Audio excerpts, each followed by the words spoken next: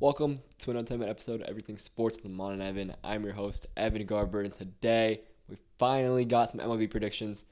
Going to be breaking down each division for the next few weeks, as well as my final predictions opening day, March 28th. Well, for most teams other than the Dodgers and Padres, but make sure to follow us on all social media platforms so you don't miss out on any of our content.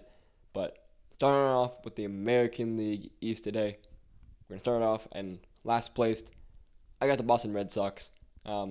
We'll break down some key additions and key subtractions for each team, and as well as my thoughts on each team. But Boston Red Sox in fifth place.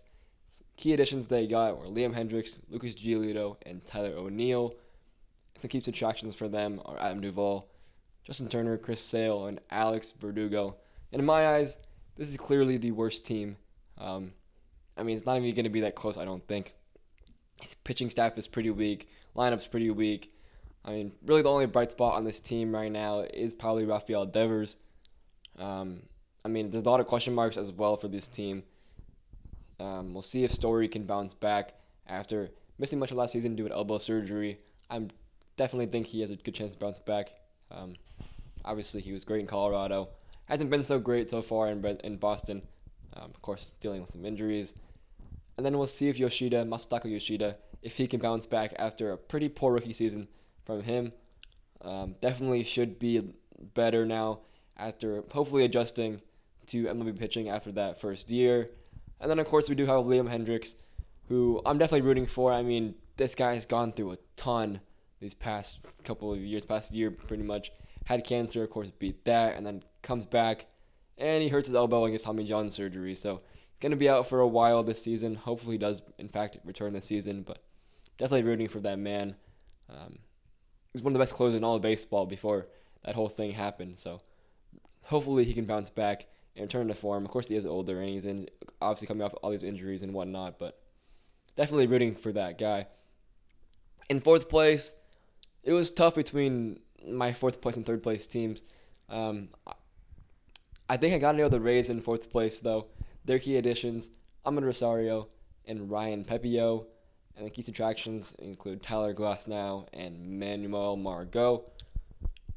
Really the big issue here is that the starting rotation is completely depleted. Of course, they did trade Tyler Glasnow to the Dodgers. And then you got Shane McClanahan out for the season with Tommy John surgery. You got Drew Rasmussen out until mid-season due to elbow surgery. And then Jeffrey Springs is out until mid-season as well due to Tommy John last season. So it's going to be tough for them to compete in this division with that depleted pitching staff. We know the Rays are pitching factory anyways. They're probably going to find a way to have random guys pitch really, really well this season. Because that's just what the Rays do, and maybe they will somehow be in the fight like they always are.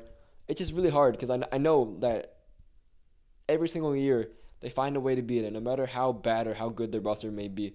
Somehow they find a way, and this might be a similar thing where they find a way to do it somehow.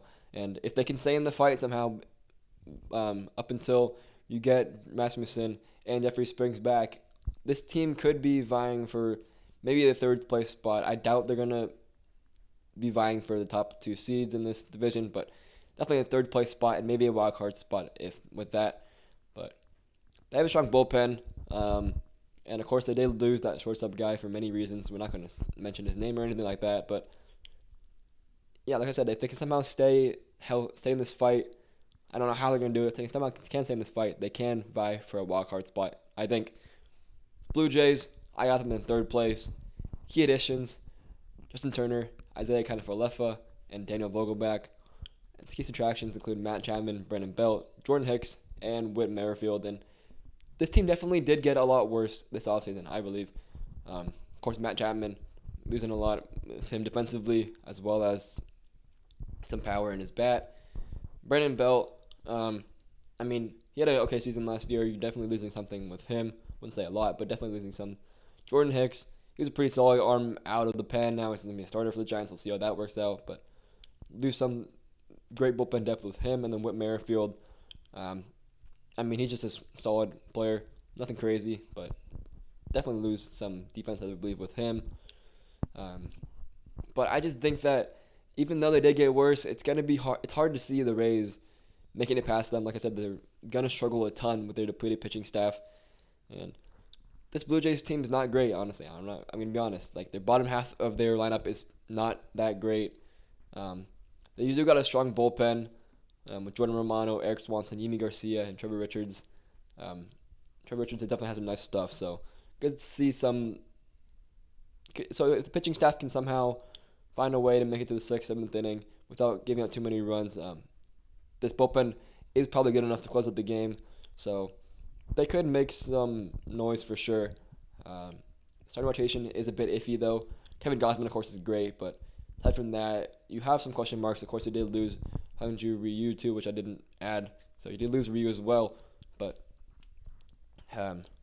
definitely not going to be a super strong team, I believe.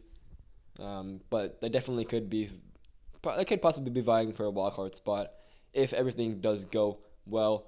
But it's just hard to see things going well with this team, considering what they lost and considering they didn't make many major additions. But they do got some guys, of course. They got Vladdy, they got Bo Bichette, they got some guys that can help this lineup out and just do enough for them to fight for a wild card spot in this very tough division. But moving on to second place and first place was kind of hard to decide in my eyes, but I think it has to be the Yankees in second place. Of course, the key additions being Juan Soto, Marcus Stroman, and Trent Grisham. Key subtractions being Luis Severino, Frankie Montas, and Isaiah Kiner-Falefa. Now, really the big issue with this New York Yankees team is the lack of depth, and as we saw last year, a serious injury to Judge, Cole, and or Soto can really deplete this team. And of course, we saw what did happen last season, and we don't want that to happen if you're the Yankees. Again, I mean, if you're everybody else, of course you want that to happen because nobody wants the Yankees to win or Yankees to be good. But as we know, lineup is absolutely disgusting. Judge, Soto, Rizzo, Glaber, Stanton, like so many great bats in this lineup, so many power bats in this lineup. The bullpen is a bit iffy as always, but they should be good enough. I mean, they have so much power, so much talent in the lineup that it shouldn't really matter whether the bullpen is iffy or not. But I do expect Rodon to bounce back this season, so the rotation should be better. Of course, you got Garrett Cole, Stroman, Rodon, and then Nestor, and I forgot who the fifth starter is, but it's just hard to see them being first place in the division due to the injury concerns, and obviously considering that the Orioles did in fact somehow get better. I mean, that team is absolutely insane. They're only going to get better and better over time, and they add some great arms, which we'll get to a little bit later. But the Yankees team is going to be pretty good. They're going to be pretty solid if they can stay healthy. But, of course, if they can stay healthy, which Judge was injured last year. Stanton gets injured all the time. Cole can get injured pretty easily. Rodon, of course, has injury history. Rizzo has injury history a little bit. Soto, you're probably going to get a good amount of games out of him, but we've seen some injury concerns in the past. And then Glaber is probably going to be okay, but yeah, there's too much injury concerns on this team for me to see this team being first place, especially when the first place team is, of course, the Baltimore Orioles. Very stacked team. Key additions, of course, Corbin Burns and Craig Kimbrell. Key subtractions include Jack Flaherty and Adam Frazier. I mean, Corbin Burns and Craig Kimbrell is exactly what this team needed. Needed an ace pitcher, got that in Corbin Burns. Needed a closer, got that in Craig Kimbrell. I mean, what can you not like about this team? This team somehow is just getting better and better. I mean, they're going to add Gunnar Henderson, top prospect in all of baseball, to that already stacked lineup with Adley, with Jackson Holliday to that lineup, with Gunnar Henderson, with Adley Rutschman, with all those great players that we all know. I mean, all those young, this team is so young that they're only going to get better and better. And like I said, you add two key pieces that you needed in this team for this team, and they of course did win the AL East last year, and it's hard to see them not winning the AL East again. Injuries probably would be the only thing that holds them back, but you make this team even better than it was without losing much at all. Jack Flaherty, sure, whatever. Adam Frazier, sure, whatever. I mean, those are solid players, but yeah, Corbin Burns and Craig Kimbrell, so you can really just look away from that and not really care if you're the Baltimore Orioles. This team is absolutely scary.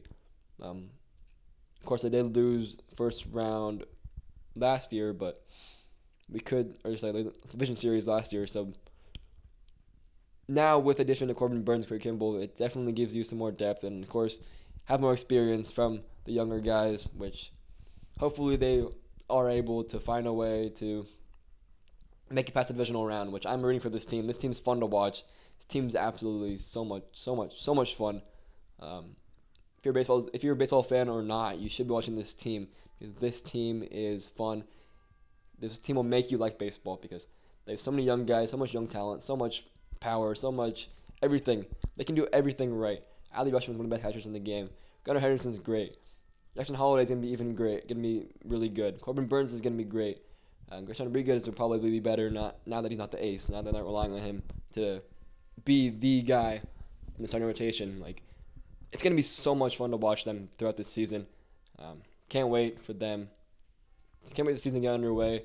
And watch the Orioles and Yankees battle it out for first place. Assuming the Yankees can stay healthy. But let me know your guys' thoughts down below. Comment below your guys' predictions for the AL East, and then tune in on Tuesday. We'll have the AL Central, and then on next Thursday we will have the AL West.